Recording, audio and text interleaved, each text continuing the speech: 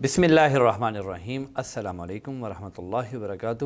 اعوذ باللہ من الشیطان الرجیم۔ یا ایھا الناس انا خلقناکم من ذکر و انثی وجعلناکم شعوبا وقبائل لتعارفوا ان اکرمکم عند اللہ اتقاکم ان اللہ علیم خبیر۔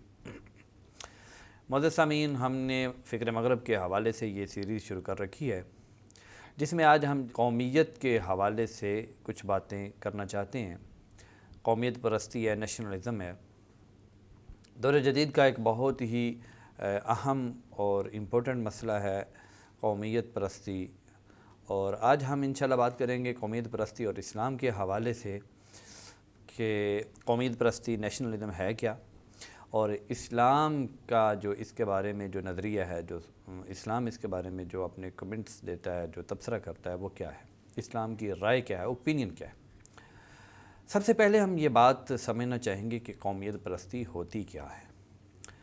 دیکھیں جی، قومیت پرستی ہم یوں اسے بیان کر سکتے ہیں کہ ایک فرد سے ہم گزریں، ایک شخص سے، فرد سے اگر ہم گزریں اور معاشرے کی طرف جائیں، تو جب کسی معاشرے کی بات کی جاتی ہے تو اس کی کوئی معاشرے کی کوئی بیس ہوتی ہے، کوئی بنیاد ہوتی ہے جس پہ وہ معاشرہ قائم ہوتا ہے۔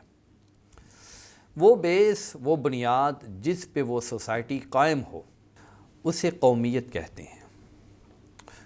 یعنی مزید ہم اسے اگر جو ہے بیان کرنا چاہیں تو یوں کر سکتے ہیں کہ ایک ہے معاشرہ اور ایک ہے منظم معاشرہ۔ معاشرے کی تنظیم سازی جس بیس پہ ہو اس کو قومیت کہتے ہیں۔ محض معاشرہ جو ہے وہ گیدرنگ تو جو ہے وہ قومیت نہیں بن سکتی، تو معاشرے کی جو تنظیم سازی ہے جس بیس پہ ہو اس کو قومیت کہتے ہیں۔ ہم پوری انسانی تاریخ کو دیکھیں، ابتدائی انسانیت سے لے کر ابھی تک وہ بیسز، وہ بنیادیں جن کے اوپر قومیں کھڑی ہوئی ہیں، وہ ہمیں 5 نظر آتی ہیں۔ مثلا ان میں سب سے پہلے زبان ہے۔ زبان کی بنیاد پر ہمیں قومیں بنی ہوئی نظر آتی ہیں۔ یہ عربی ہے، یہ عجمی ہے، یہ فلاں زبان بولنے والے ہیں، یہ انگلش والے ہیں، یہ فلاں ہیں۔ تو زبان کی بنیاد پر ہمیں قومیں بنتی ہوئی نظر آئی ہیں تاریخ میں ہم دیکھیں۔ دوسری بنیاد رنگت ہے۔ بلیک اینڈ وائٹ کا جو مسئلہ ہے، یہ بھی تاریخ میں بڑا ایک اسٹرانگ عنصر کے طور پر رہا ہے ابھی تک، بلکہ امریکہ میں موجود ہے۔ بلیک اینڈ وائٹ کی جو فائٹ ہوتی رہتی ہے، آئے دن ہم خبریں سنتے رہتے ہیں۔ ابھی پچھلے دنوں ہم نے امریکہ میں سنا یہ۔ تو رنگت کی بنیاد پر قومیں بنی ہیں۔ وائٹ جو ہیں وہ الگ ہیں اور بلیک الگ ہیں، ان کی بستیاں الگ ہیں، ان کے حقوق اور رائٹس الگ ہیں، وائٹ کے الگ ہیں، بلیک کے الگ ہیں، وغیرہ وغیرہ، یہ ساری باتیں ہم سنتے ہیں۔ اسی طرح نسل کی بنیاد پر قومیں بنی ہیں۔ یہ جو قبیلوں کا جو معاشرہ ہے وہ سارا نسلی معاشرہ ہوتا تھا۔ ابھی تک لوگ جو ہیں اس معاشرے کے اسیر رہے ہیں، لیکن اب آ کے کچھ آزاد ہوئے ہیں۔ نسل کی بنیاد پر قومیں بنی ہیں، یعنی گیدرنگ ہوئی ہے، منظم سوسائٹیاں بنی ہیں۔ یعنی تو سوسائٹی کی، معاشرے کی تنظیم سازی کی جو بنیاد ہے وہ نسل پرستی رہی ہے۔ علاقہ ہے، یعنی ایک ایریا جو ہے اس کی بیس پہ قومیں بنی ہیں۔ جو بھی اس ایریے میں رہیں گے وہ ایک قوم ہوں گی۔ ہمیں آج جو ہے، بلکہ موجودہ جو دور ہے ماڈرن ایج، اس کے بارے میں اگر ہم بات کریں تو یہ تو ہے ہی علاقے کی بنیاد پر۔ وطن پرستی جسے ہم کہتے ہیں، وطنیت کے نام پر جو پیٹریوٹزم جو ہے وہ ہمیں نظر آتی ہے۔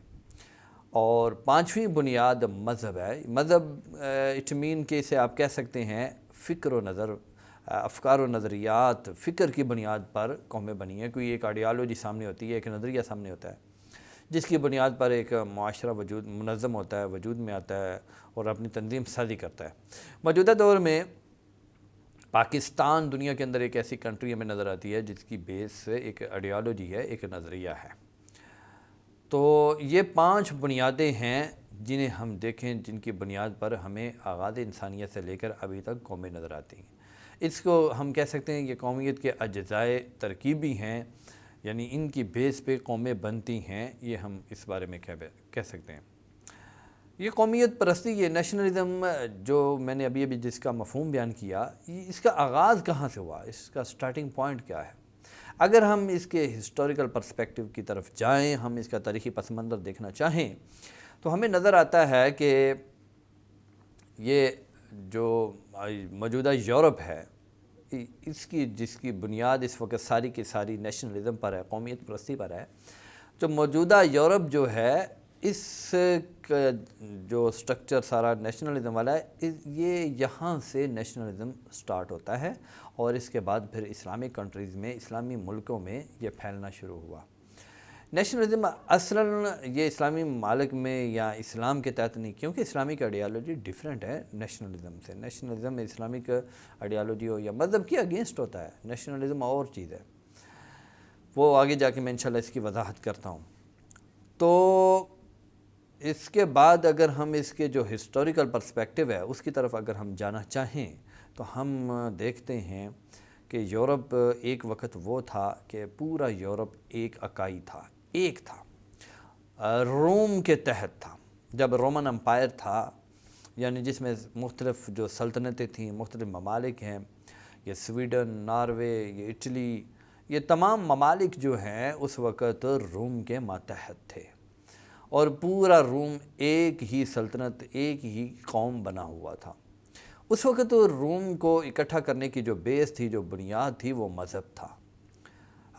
اسی طرح مذہب تھا جس طرح مسلمانوں کے یہاں مذہب ہوتا ہے، لیکن اس وقت فرق تھا، کیونکہ کرسچینٹی جو ہے، عیسائیت ہے، وہ اس طریقے کے ساتھ لوگوں کو اکٹھا نہیں کر سکتی، اس طریقے کے ساتھ معاشرہ نہیں بنا سکتی جس طریقے کے ساتھ اسلام بنا سکتا ہے، کیونکہ اسلام کے اندر جو ہے بیسز ہیں، جو عقائد ہیں، وہ سب کے ایک جیسے ہوتے ہیں۔ عیسائیوں کے اندر عقائد ایک جیسے نہیں ہوتے، ان کے عقائد کے اندر بھی اختلاف ہوتا ہے، اور مسلمانوں کے جو اختلافات ہیں وہ تو فروعی مسائل میں اختلافات ہوتے ہیں۔ خیر، تو جس طرح اسلام ایک وحدت دے سکتا ہے، اس طرح کرسچینٹی ہرگز نہیں دے سکتی۔ یہ ڈیفرنس ہے اسلام اور کرسچینٹی کے اندر۔ تو روم جو تھا، یہ سارا یورپ کا جو ہے وہ ایک مرکز تھا، سینٹرل پوائنٹ تھا، اور پورا یورپ روم کے ماتحت تھا۔ پھر یہ نیشنلزم میں کیسے بٹا؟ اس کے اسباب کیا ہیں؟ اس کے اسباب میں ہم سب سے پہلے دیکھتے ہیں پپائیت اور سیاست ہے۔ پپائیت کا کیا مطلب ہے؟ پپائیت کا مطلب یہ ہے کہ مذہبی رہنما یا انسان جو ہے وہ خدائی اختیارات لینے شروع کر دے تو وہ پپائیت بن جاتی ہے۔ آپ ملائیت کو پپائیت نہیں کہہ سکتے۔ مولوی یا اسلام کے ہاں جو کنسیپٹ ہے ریلیجن کا، مذہب جو مذہبی جو رہنما ہے، اس کا جو تصور ہے وہ اس طریقے سے نہیں ہے جس طریقے سے عیسائیوں کے اندر تھا۔ اسلام کے ہاں کیا ہے؟ اسلام کے ہاں یہ ہے کہ اصل اختیارات سارے اللہ کے پاس ہیں، مولوی صاحب کیا کرتے ہیں وہ آپ کو مذہبی طور پر لیڈ کرتے ہیں، گائیڈ کرتے ہیں، بس اس کے علاوہ کچھ نہیں۔ لیکن عیسائیت کے اندر یہ تھا کہ وہ گناہ معاف کرنے کا اختیار اپنے پاس رکھ لیا انہوں نے، یا گویا کہ خدائی اختیارات اپنے پاس رکھ لیے۔ یہ پپائیت ہے۔ تو ایک طرف یہ پپائیت تھی، عیسائی پادریوں کا اور عیسائی جو مذہبی رہنما تھے ان کا جو کنٹرول تھا سوسائٹی کے اندر وہ تھا۔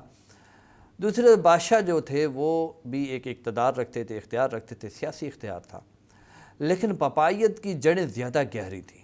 بادشاہ کی جو ہے وہ کمزور تھا، وہ پاپائیوں کے سامنے یا پادریوں کے سامنے وہ اس طریقے کے ساتھ اپنا حکم نہیں چلا سکتا تھا، بلکہ ان کے ماتحت رہنا پڑتا تھا، ان کی مرضی کے مطابق اسے چلنا پڑتا تھا۔ اس کی بادشاہ کی سلیکشن پپائیت جو ہے، جو مذہبی رہنما تھے وہ کرتے تھے۔ یہ حالات تھے اس کے سیاست اور مذہب کے یورپ کے اندر۔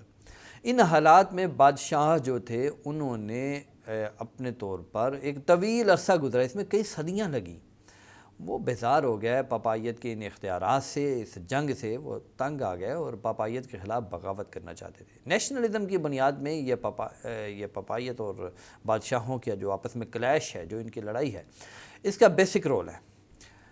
دوسری چیز اگر ہم دیکھیں اس میں نیشنلزم کی جو بنیادیں ہیں، اس میں دوسری چیز ہمیں تحریک اصلاح مذہب نظر آتی ہے، جو مارٹن لوتھر نے اٹھائی تھی، تحریک اصلاح مذہب۔ یہ عیسائیت کے اندر مذہبی بغاوت کے طور پر ابھری تھی۔ پروٹسٹنٹ جو عیسائیت کا جو فرقہ ہے اس کا بیس بنا یہ مارٹن لوتھر کی یہ تحریک اصلاح مذہب۔ اس میں جب مذہب کے خلاف بغاوت ہونے لگی تو اس میں ہی در حقیقت الگ الگ جو مذہبی جو سنٹرز ہیں، مراکز ہیں، ان کے قیام کا ایک تصور دیا گیا۔ بادشاہوں نے اس تحریک کو ہاتھوں ہاتھ لیا، انہوں نے اسے بڑی طریقے سے کامیاب کیا اور اس کی بڑی سرپرستی کی، اسے بڑی فنڈنگ دی۔ چنانچہ یہ تحریک یقیناً کامیاب ہوئی اور اس نے جو ہے وہ اتنی طاقت تھی، ادھر سے عوام بھی پپائیت کی جو خود سریاں تھیں، جو ان کے غلط اقدامات تھے، جو ان کے ظالمانہ اقدامات تھے، ان سے تنگ آئے ہوئے تھے۔ تو نتیجتاً تحریک اصلاحی مذہب کامیاب ہوئی اور یورپ تقسیم ہونا شروع ہو گیا۔ ہر ایک کا الگ الگ جو ہے کلیسا چرچ بننا شروع ہو گیا، جرمنی کا الگ، اٹلی کا الگ، انگلستان کا الگ، یہ سارا اس وقت سلسلہ شروع ہو گیا۔ ان کی آپس میں بھی بہت زیادہ لڑائیاں تھیں، فرانس کی، سویڈن، ناروے، ڈنمارک، تو یہ آپس میں بھی لڑتے تھے۔ تو یہاں ایک تحریک اصلاح مذہب اٹھی اور سیاست جو تھی وہ ویسی پپائیے سے بیزار تھی۔ اس دوران ایک اور بھی بہت اہم عنصر ہے، بہت بڑا سبب ہے، وہ اسے نظر انداز آپ نہیں کر سکتے، بلکہ اس نے ہی در حقیقت بیسک رول پلے کیا، اور وہ ہے مسلمانوں کے ساتھ عیسائی دنیا کا میل جول۔ یہ 3 سطحوں پہ ہوا ہے، اسپین میں ہوا، اور دوسری چیز صقلیہ میں، اور تیسرا جو پہلو ہے وہ ہے صلیبی جنگیں، 200 سال کی صلیبی جنگیں۔ عیسائی جب آ کے مسلمانوں سے ملے، ملاقات کی، تو وہ ان سے امپریس ہوئے۔ یہاں انہوں نے بالکل دنیا ہی دوسری دیکھی، یہاں دیکھا کوئی مذہبی رہنما نہیں ہے جو خدائی اختیارات رکھتا ہو، یہاں تو ہے کہ وَإِذَا سَأَلَكَ عِبَادِي إِنِّي فَإِنِّي قَرِيبٌ، یہاں تو رب سے براہ راست کانٹیکٹ ہوتا ہے، یہاں درمیان میں کوئی ایسا انسان وسیلہ نہیں بنتا، بلکہ ہر ایک انسان براہ راست خدا سے رابطہ کر سکتا ہے، خدا سے براہ راست معافیاں مانگ سکتا ہے۔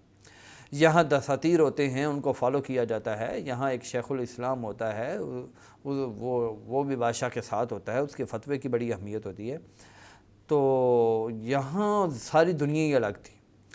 تو یہ جو مسلمانوں کے ساتھ عیسائیوں کا میل جول ہوا، وہاں سے بھی انہیں اس چیز کا شعور آیا کہ جو ہے الگ سے ایک دنیا بنائی جائے، مذہب کا جو اس قدر ہمارے اندر ایک نامعقول مذہب کی مداخلت ہو چکی ہے، اس سے جان چھڑائی جائے۔ ایک اور عنصر چوتھا جسے ہم نظر انداز نہیں کر سکتے، وہ ہے یہودیت۔ یہ کسی طور پر بھی نظر انداز نہیں کیا جا سکتا، کیونکہ یہودیت نے تحریک اصلاح مذہب کی سرپرستی کی، بھرپور طریقے سے کی۔ وہ چاہتے تھے تحریک اصلاح مذہب قائم ہو، کیونکہ یہودیوں کے ساتھ یورپ میں امتیازی سلوک روا رکھا جاتا تھا، برا سلوک کیا جاتا تھا۔ عیسائی یہ سمجھتے تھے کہ حضرت عیسیٰ علیہ السلام کو صلیب پر لٹکانے والے یہودی ہیں، ان کا یہ بنیادی جرم ہے، اس وجہ سے وہ زیر عتاب رہتے تھے ہر وقت۔ تو یہودیت جو تھی اس نے بھرپور طریقے کے ساتھ اس کی تحریک اصلاح مذہب کی سرپرستی کی، کیونکہ وہ مسلسل کئی صدیوں سے عیسائیت کے زیر عتاب تھے، ان کو مختلف قسم کی سزائیں سنائی جاتی تھیں، دی جاتی تھیں، تو وہ تو چاہتے تھے کہ یورپ ٹوٹے اور نیشنلزم کا یہ ہوا توت کھڑا ہو۔ چنانچہ ہم دیکھ رہے ہیں کہ ہم نے ابھی ڈسکس کیا کہ نیشنلزم کے جو اسباب ہیں وہ کیا تھے، نیشنلزم ہے کیا، اس کا تاریخی پس منظر کیا ہے، پورا روم سے ہم نے آپ کو بتایا۔ تو یہ اس طرح کر کے پھر ایک وقت آیا کہ 17ویں صدی میں تقریباً یہ الگ سے نیشنلزم بننا شروع ہوا، الگ الگ چرچز بننے شروع ہوئے، الگ الگ جو ہے قومیں بننا شروع ہوئیں، وطن کی بنیاد پر، علاقے کی بنیاد پر یہ نیشنلزم کا آغاز ہے۔ معاہدہ جو ہے ٹریٹی آف ویسٹفالیہ جو ہے، ویسٹفالیہ کا جو معاہدہ ہے وہ یہی ہے کہ نیشنلزم کا باقاعدہ آغاز کیا گیا۔ ہم دیکھیں اسلام کی نظر سے کہ اسلام نیشنلزم کے بارے میں کیا رائے رکھتا ہے۔ قرآن مجید کا ہم مطالعہ کریں تو وہ واضح طور پر کہتا ہے، یا ایھا الناس انا خلقناکم من ذکر و انثی وجعلناکم شعوبا وقبائل لتعارفوا ان اکرمکم عند اللہ اتقاکم ان اللہ علیم خبیر۔ اے لوگو، ہم نے تمہیں ایک مذکر اور مؤنث سے پیدا کیا، تمہارے آگے قبائل، قومیں جو بنائی ہیں، ذاتیں بنائی ہیں، یہ اس وجہ سے تاکہ تم ایک دوسرے کا تعارف حاصل کرو۔ اللہ کے ہاں خیر و شر کا جو معیار ہے، جو اچھائی کا معیار ہے، جو بہترین ہونے کا جو معیار ہے وہ اور ہے، اور وہ ہے تقوی۔ تقوی کی بنیاد پر تم اچھے بنتے ہو، یعنی تمہارا کردار، کریکٹر جو ہے وہ ٹھیک ہونا چاہیے، وہ درست ہونا چاہیے، جس کی وجہ سے تم اعلیٰ ہو۔ اگر کریکٹر ٹھیک نہیں ہے، کردار ٹھیک نہیں ہے، درست نہیں ہے، تو تم ٹھیک نہیں ہو۔ تو یہ قرآن مجید نے واضح طور پر نیشنلزم کی نفی کی۔ یہاں نسل پرستی کی بنیاد پر، یعنی نسل پرستی یا علاقہ یا رنگت یا زبان، یہ بیسز نہیں ہے، اصل بیس مذہب ہے۔ ویسے بھی اسلام کی نظر میں انسانیت کو دو ہی پہلوؤں سے دیکھا جاتا ہے، یا تو حزب اللہ ہے یا حزب الشیطان ہے، اس کے علاوہ کوئی تیسرا گروہ نہیں ہے، یہ دو گروہ میں تقسیم کیا جاتا ہے۔ نیشنلزم نے اگر ہم عقلی ریشنل بیسس پہ دیکھیں، عقلی بنیادوں پر دیکھیں، تو نیشنلزم نے کوئی انسانیت کا فائدہ نہیں کیا، بہت زیادہ نقصانات ہوئے ہیں۔ ادھر سے پھر نور علی نور یہ ہوا کہ صنعتی انقلاب آ گیا۔ صنعتی انقلاب کی وجہ سے نیشنلزم کے اندر اور زیادہ شدت آئی ہے اور زیادہ نقصانات ہوئے ہیں۔ کیوں؟ اس وجہ سے کہ نیشنلزم جو ہے اس میں یہ تھا کہ میرے اس علاقے کی جو قوم ہے ہم اثر ہیں، باقی لوگ ہمارے ماتحت ہیں، ہمارے تابع ہیں، ہمارے تابع محمل ہیں، وہ ہمارے ماتحت بن کے رہیں۔ تو جب یہ چیز تھی، اوپر سے ڈارونزم آ گیا جس میں بقائے اصلوں کا، سروائیول آف دا فٹیسٹ، بقائے اصلوں کا جو تصور دیا گیا کہ بس اسے زندہ رہنے کا حق ہے جو باصلاحیت ہے، جو باقی رہ سکتا ہے، جو ہر ایک سے جنگ لڑ سکتا ہے، وہ باقی رہے۔ ایک طرف یہ اوپر سے صنعتی انقلاب ہے، صنعتی انقلاب نے سرمایہ کو عام کیا اور یہ کہا جانے لگا زیادہ سے زیادہ سرمایہ میری طرف آئے، تو صنعتی انقلاب نے اس چیز کو اور زیادہ اہمیت دینا شروع کر دی۔ چنانچہ جب زیادہ سرمایہ جمع کیا جانے لگا تو دوسرے لوگوں کو جو ہے ان کے حقوق مارے جانے لگے، یعنی میری قوم بہتر ہونی چاہیے نا، دوسری جو ہے ان کو میری خدمت کرنی چاہیے، تو دوسروں کے حقوق مارے جانے لگے۔ نیشنلزم کے نقد کے حوالے سے ہم دیکھیں تو اس میں ایک یہ بہت بڑی برائی ہے کہ اس میں خیر و شر کا معیار بدل جاتا ہے۔ خیر و شر ایک آزاد حقیقت ہے، ان کا قوموں کے ساتھ، علاقوں کے ساتھ، رنگت و زبانوں کے ساتھ کوئی تعلق نہیں ہے، وہ ایک آزاد حقیقت ہے۔ آپ کیسے کہہ سکتے ہیں کہ بلیک برے ہوتے ہیں، وائٹ اچھے ہوتے ہیں؟ بلکہ کریکٹر کی بیس پہ فیصلہ ہونا چاہیے۔ تو خیر و شر کا معیار بدل دیا، جو میری قوم سے ہے وہ گڈ ہے، جو دوسری قوم سے ہے وہ بیڈ ہے، یہ وہ نظریہ ہے جو نیشنلزم نے دیا۔ نیشنلزم کو ایک اور چیز نے بہت زیادہ جو ہے خطرناک نتائج، جیسا کہ میں نے کہا صنعتی انقلاب نے، انڈسٹریل جو ریولوشن ہوا اس کی وجہ سے ایک تو زیادہ سے زیادہ سرمایہ جمع کرنے کی کوشش کی، دوسرا یہ کہ زائد پیداوار جو تھی اس کی کھپت کہاں کی جائے، جو اتنی صنعتوں سے، جو فیکٹریوں ملوں میں اتنا کچھ پیدا ہو رہا تھا اسے کہاں لگایا جائے۔ چنانچہ یہاں سے کلونیلزم، نو آبادیات کا نظام جو ہے وہ شروع ہوا، دوسرے علاقوں پہ قبضے کیے گئے اور زائد پیداوار، وہاں سے خام مال لے جایا گیا اپنے اصل علاقہ جات میں، اور وہاں سے پھر واپس پلٹایا گیا، جو مصنوعات تیار ہوتی وہ لا کے ان علاقوں میں کھپائی جاتی ہیں، انہیں ہی مہنگے داموں سیل کیا جاتا انہی علاقہ کے لوگوں کو۔ تو نیشنلزم ایک غیر معقول نظریہ ہے، قرآن مجید اس کے اوپر نقد کرتا ہے، کسی حوالے سے اس کا کوئی جواز نہیں ہے۔ آپ کیسے کہہ سکتے ہیں کہ زبان ایک ہو تو کیا فکر بھی ایک ہو سکتی ہے؟ رنگ ایک ہو تو کیا فکر بھی ایک ہو سکتی ہے؟ ایک علاقہ ہونے سے کیا فکر ایک ہو سکتی ہے؟ ہرگز نہیں۔ نسل ایک ہونے سے بھی فکر ایک نہیں ہو سکتی۔ تو اصل تو فکر ہے، نظریہ ہے، اس کی بنیاد پر جو اتحاد ہوگا، جو اتفاق ہوگا، اصل تو وہ ہے۔ اگر وہ فکر ہی نہ رہی تو پھر کیسے انسانوں کا اتحاد، کیسے ایک قومیت جو ہے وہ وجود میں آ سکتی ہے، کیسے معاشرے کی تنظیم سازی کی جا سکتی ہے؟ امپاسبل، یہ ہمیں ناممکن نظر آتا ہے۔ قرآن مجید بھی اس کے اوپر، جیسا کہ میں نے ابھی عرض کیا آپ کے سامنے کہ قرآن مجید بھی اس حوالے سے بھرپور طریقے سے تنقید کرتا ہے کہ نیشنلزم کسی بھی طریقے کے ساتھ کوئی اسلامی نظریہ نہیں ہے، بلکہ یہ غیر اسلامی نظریہ ہے۔ زبان، رنگت، نسل، علاقہ وغیرہ، اگر ہم مزید غور کریں تو یہ سارے کے ساری ایسی بیسز ہے نیشنلزم کی جس میں انسان کا اپنا کوئی اختیار نہیں ہے۔ اصل اختیار تو انسان کے اپنے کریکٹر پہ ہوتا ہے نا، تو یہاں کسی کے انسان کا بھی اپنے کے اوپر کوئی اختیار نہیں۔ مثلا کالا پیدا ہو جانا، اس میں انسان کا کیا اختیار ہے؟ گورا پیدا ہو جانا، زبان کسی بھی زبان والوں میں پیدا ہو جائے، کسی بھی علاقے میں پیدا ہو جائے، اس میں انسان کا اپنا کوئی اختیار نہیں، سارا اختیار تو یہاں اللہ کے پاس ہے۔ تو پھر انسان کیسے ان چیزوں کو معیار بنا سکتا ہے خیر و شر کا؟ لہذا یہ ایک غیر معقول نظریہ ہے، اسے آپ کسی بھی طریقے کے ساتھ اون نہیں کر سکتے نیشنلزم۔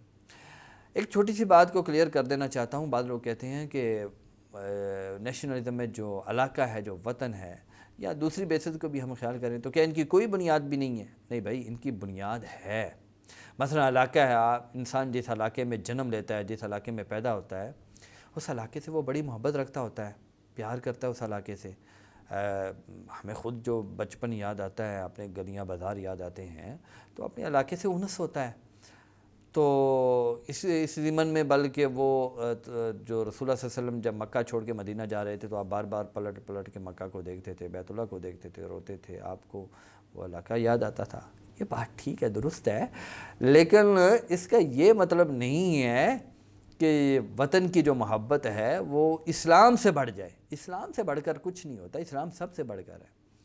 بلکہ خود رسول اللہ صلی اللہ علیہ وسلم جو مکہ کے لیے رو رہے تھے، اس مکہ کو چھوڑ بھی دیا اسلام کی خاطر، وہاں اسلام پہ پوری طرح عمل نہیں ہو پا رہا تھا تو آپ نے چھوڑ دیا۔ تو ہجرت کا جو کانسیپٹ ہے، ہجرت کا جو تصور ہے، وہ تو ہے ہی نیشنلزم کے اگینسٹ، کہ آپ کو اگر اللہ کے دین کے لیے علاقہ چھوڑنا پڑ جائے تو آپ چھوڑ سکتے ہو۔ تو آپ کیسے کہہ سکتے ہیں کہ نیشنلزم جو ہے؟ تو گویا کہ ہم پھر یوں کہہ سکتے ہیں قومیت غلط نہیں ہے، یعنی زبان، رنگت، نسل اور علاقہ وغیرہ ان کی بنیادیں غلط نہیں ہیں، لیکن ان کی پرستش غلط ہے۔ پرستش کا مطلب یہ ہے کہ آپ انہیں خیر و شر کا معیار بنا لیں، ان کے علاوہ باقی ہر چیز کو جھٹلا دیں، تو یہ غلط ہے۔ اصل یہ ہے کہ آپ کا جو خیر و شر کا معیار ہے، اچھائی برائی کا جو معیار ہے، گڈ بیڈ کا جو معیار ہے، وہ آپ کا مذہب ہونا چاہیے۔ یہ چیزیں اس کے ماتحت ہونی چاہیے، تابع ہونی چاہیے، نہ کہ مذہب ان کے ماتحت اور تابع ہو جائے۔ یہ اگر رائے اپنا لی جائے تو یہ زیادہ مناسب قرین قیاس نظر آتی ہے۔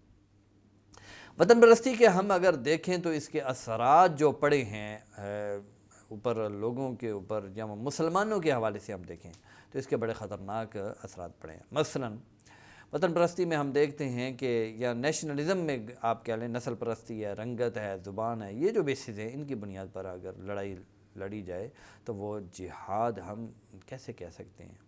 جہاد اللہ کے نظام کے نفاذ کے لیے ہوتا ہے۔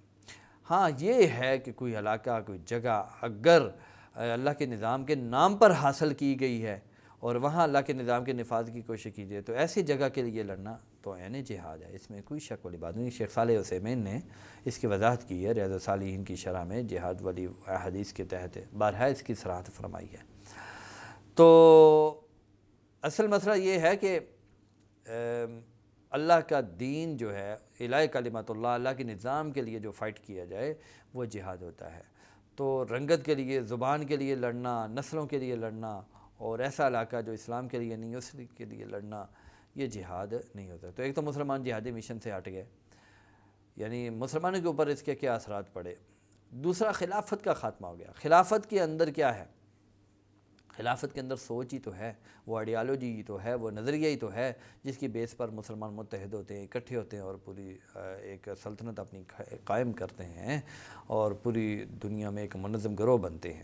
تو مسلمانوں کی تنظیم سازی نظریے کی بنیاد پر ہے، لیکن جب سے پیٹریوٹزم آیا، وطن پرستی آئی، یا نیشنلزم آیا، قومیت پرستی آئی، تب سے مسلمان ٹوٹ پھوٹ کا شکار ہو گئے، انتشار کا شکار ہو گئے۔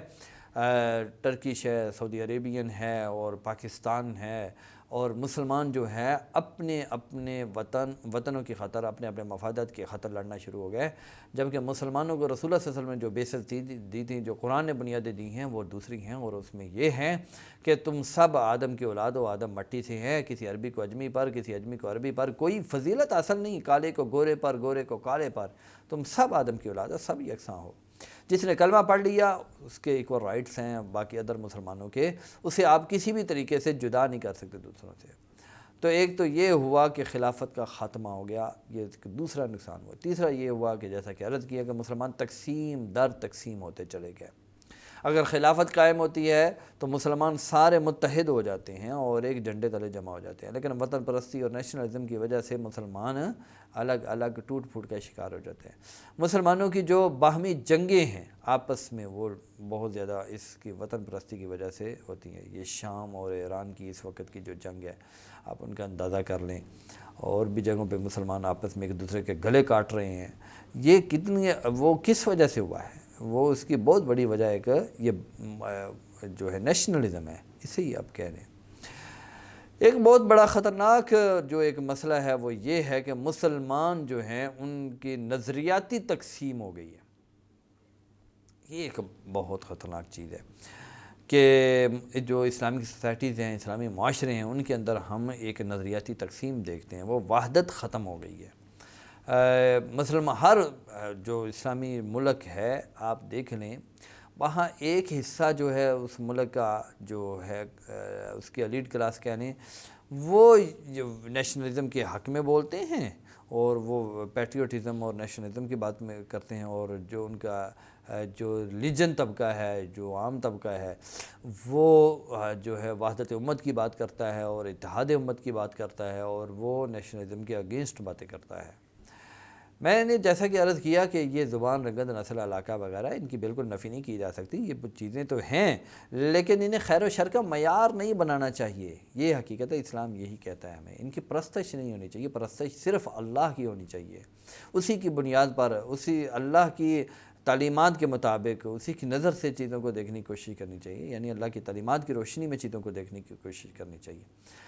تو یہ جو ہے نظریاتی تقسیم، یعنی ہم کہہ سکتے ہیں کہ یہ پانچ چھ قسم کے نقصانات مسلمانوں کو انہیں پڑے۔ ان کا جہادی مشن جو ہے اس میں چینجنگ آ گئی، اور خلافت کا خاتمہ ہو گیا، مسلمانوں کی تقسیم ہو گئی، مسلمانوں کی باہمی جنگیں ہیں، مسلمانوں کی نظریاتی تقسیم ہے۔ تو نیشنلزم یا قومیت پرستی کا جو ہے یہ ایک دیکھیں اسلام اور نیشنلزم کے حوالے سے، تو اسلام یہی کہتا ہے کہ ان کی بنیادیں ہیں، لیکن ان کے اندر افراط نہ کیا جائے۔ دوسری طرف وہ رویہ، وہ ایٹیچیوڈ جو ان کی بالکل ہی نفی کر دیتا ہے، ان کو بالکل اہمیت نہیں دینا چاہتا، وہ بھی غلط ہے۔ ان کی بنیادیں تو ہیں بھائی، لیکن بس فرق یہ ہے کہ ان کو اتنا نہ بڑھاؤ چڑھاؤ کہ ان کی بیس پہ آپ ان کی پرستشی شروع کر دو اور ان کو مذہب سے بڑا کر لے جاؤ۔ امید ہے آپ کو قومیت پرستی، نیشنلزم اور اس کا جو ہے اسلام، ان کا آپس میں ایک تقابل مختصر طور پر ضرور پسند آیا ہوگا۔ اللہ تعالی ہمیں عمل کرنے کی، سمجھنے کی توفیق عطا فرمائے۔ السلام علیکم ورحمۃ اللہ وبرکاتہ۔